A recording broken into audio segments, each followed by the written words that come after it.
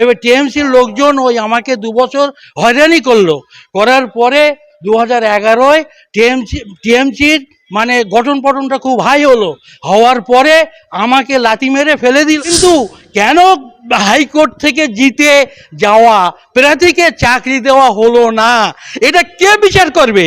কিন্তু 13 তলায় আমাকে নিয়ে গেছে, দিদির কাছে 14 তলায় আমাকে তুলিনি। অতএব দিদির সাথে আমার কথা হয়নি।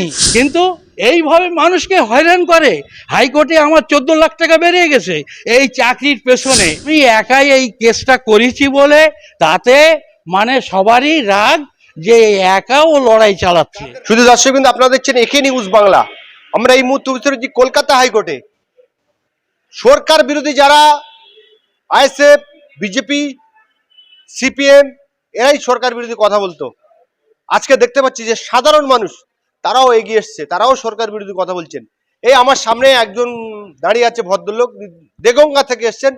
ওনার অভিযোগ হলো যে বর্তমান যে সরকার চলছে এই সরকার কোর্টের রায় পর্যন্ত মানে না, মানে কতটা ভয়ঙ্কর বর্তমান রাজ্য সরকার চলছে। আমরা শুনে নেবো কাকার মূল অভিযোগটা কি আছে। আমি 1997 সালে হাইকোর্টে কেস করি একটা স্কুল মাস্টারের চাকরির জন্য। আমাকে প্যানেল লিস্টে আমার নাম ছিল, প্যানেল লিস্ট থেকে কেটে দিল, সিপিএমরা কেটে দিলে আমি ওই মামলা সিপিএমের বিরুদ্ধে চালু করি।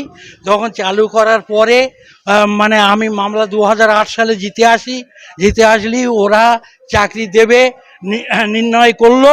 এইবার 2009 সালে সেকেন্ড টিএমসি এসে গেল, ওদের কাছে গেলাম যে আমার এই চাকরি আছে স্কুল মাস্টার, আমি হাইকোর্ট থেকে জিতে চলে এসেছি, আমার চাকরিতে নিয়োগ করতে হবে। তখন বলল হ্যাঁ তোমাকে করব করে চেয়ারম্যান ওই ভাইকে আমাকে 2 বছর টেনে নিল। ওরা হচ্ছে 2010 সালের কথা, ওটা 2008 সালে আমি জিতেছি। 1997 সালে আমি কেস করেছি, 2008 সালে চিপির ঘর থেকে আমি মাস্টারি চাকরিতে জিতলে আমি এইবারে কাগজপত্র জমা দিচ্ছি। সিপিএমরা তখন বললো হ্যাঁ তোমাকে চাকরিতে নিয়োগ করব। 2009 সালে তখন এসে গেল টিএমসি বললো হ্যাঁ তোমাকে চাকরিটা দেওয়া হবে, দেবো, তুমি জিতে এসে তোমাকে দেব। এবার টিএমসির লোকজন ওই আমাকে 2 বছর হয়রানি করলো, করার পরে 2011-য় টিএমসির মানে গঠন পঠনটা খুব হাই হলো, হওয়ার পরে আমাকে লাথি মেরে ফেলে দিল যে তুমি একা জিতে এসো, তোমাকে চাকরি দেব না।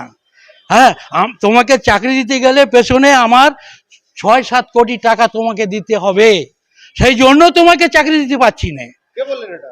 এটা চেয়ারম্যান বললো। হ্যাঁ, আপনি হাইকোর্টে ফের আসেননি পরে? হ্যাঁ, পরে আমার শরীর খারাপ হয়ে যাওয়ায় আমি শুয়ে পড়ে থাকি, আমার কোনো টাকা পয়সা নেই, আমি ছেলেপিলে পড়াতে পারি নেই। তারপরে আমি মানে অবস্থা খুব দুর্বল, আমি সব সময় শুয়ে পড়ে থাকতাম। ওই চিন্তা করতে এখন একটু সুস্থ মতো হয়েছি। ছেলেরা সেই সব লেখাপড়া বাদ দিয়ে কিছু আয় করছে, সেই আয় আমি খাচ্ছি, খেয়ে এখন একটু সবল হয়েছি। তাই আমি আবার হাইকোর্টে আসছি, আবার সেই কেসটা রুজু করার জন্য আমি হাইকোর্টে দৌড়দৌড়ি ছোটাছুটি করছি। কিন্তু কেন হাইকোর্ট থেকে জিতে যাওয়া প্রার্থীকে চাকরি দেওয়া হলো না, এটা কে বিচার করবে? আমার পশ্চিমবাংলার মুখ্যমন্ত্রী আছে, তার কাছে কাগজ পৌঁছে দিচ্ছি, কিন্তু 13 তলায় আমাকে নিয়ে গেছে, দিদির কাছে 14 তলায় আমাকে তুলিনি। অতএব দিদির সাথে আমার কথা হয়নি।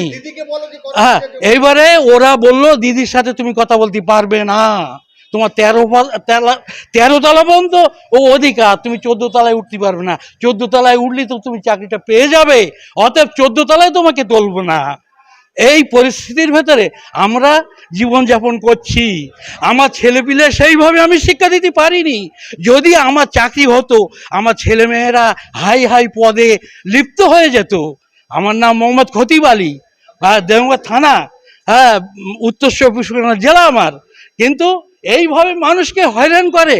হাইকোর্টে আমার 14 লাখ টাকা বেরিয়ে গেছে এই চাকরির পেছনে 17 বছর মামলা চালিয়ে আমি হাইকোর্ট থেকে জিতে চলে গেছি। যাওয়ার পরেও তাও ওরা বলল তুমি একা জিতে চলে এসো, তোমাকে দেওয়া হবে না। সুপ্রিম কোর্টে গেলাম, সুপ্রিম কোর্ট বললো তোর চাকরি রয়েছে, যা চেয়ারম্যানের কাছে দিকে তুই চাকরিটা পেয়ে যাবি, তোর এখানে 2 লাখ টাকা দিতে হবে না। হ্যাঁ, আমি বললাম স্যার আমি আপনাকে 50,000 দেবো, বল 50,000 কিন্তু সুপ্রিম কোর্টে কোনো কথা নেই, তুই তুই চাকরি পাবি, যাই এই কাগজটা চেয়ারম্যানের দেখাই। অতএব দেখালাম, আমাকে চাকরিতে নিয়োগ করিনি। আমি সেইভাবেই হতাশা হয়ে ওই হাইকোর্টে যাই আর বাড়ি গিয়ে শুয়ে পড়ি। আমি ওই হাইকোর্টে আসি, বাড়ি গিয়ে শুয়ে পড়ি যে আমার একটা চাকরি ছিল, তার পেছনে 20 বছরের বেতন সহ চাকরি, একে 20 বছরের ইন্টারেস্ট সহ দিতে হবে টাকা পয়সা। এটা চিফের ঘরের অর্ডার। আমার চিফ ঘর পর্যন্ত যেতে হয়েছে। যখন আমি সিঙ্গেল বেঞ্চে জিতেছি, বলে সিঙ্গেল বেঞ্চিতে আমরা লাথি মারি, ও সিঙ্গেল বেঞ্চে আমরা মানি না, তুই ডিভিশনে কেস কর। আবার আমি ডিভিশনে কেস করলাম, ডিভিশনে আমি জিতে চলে আসলাম। সেখানে আমি পরস্পর মক্কেল, কিন্তু আমি উকিল ধরতে ধরতে 1 2 3 4 এইভাবে 7-8টা উকিল ফেল হয়ে গেল। তারপরে যামিনী ব্যানার্জি, তার বয়স ছিল 100 বছর, তিনি দিয়ে গেলেন, বলে তোর একদিন চাকরিতে জয়েন করাবে ওরা, যা।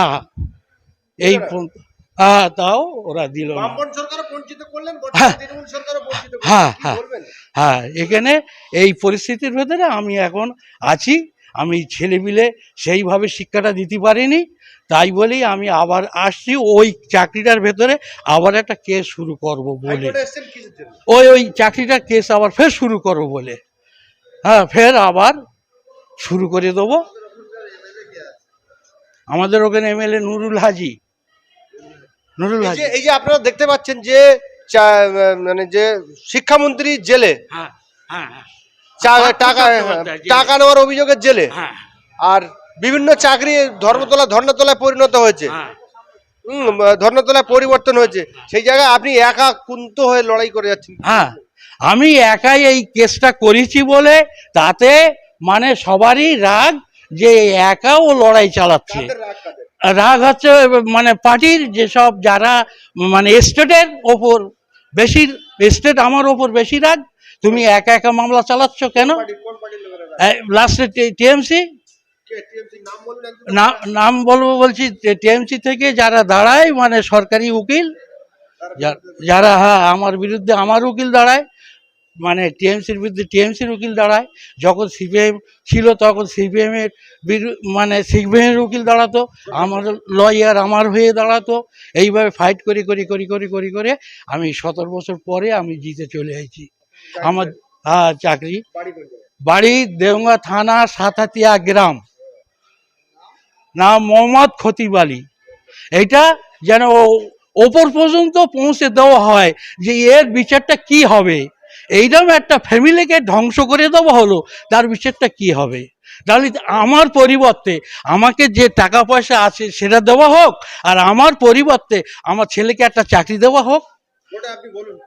হ্যাঁ, আমার ছেলেকে একটা চাকরি দেওয়া হোক। আমি না খেয়ে হাফ খেয়ে জীবনটা ধারণ করেছি। হ্যাঁ, কিন্তু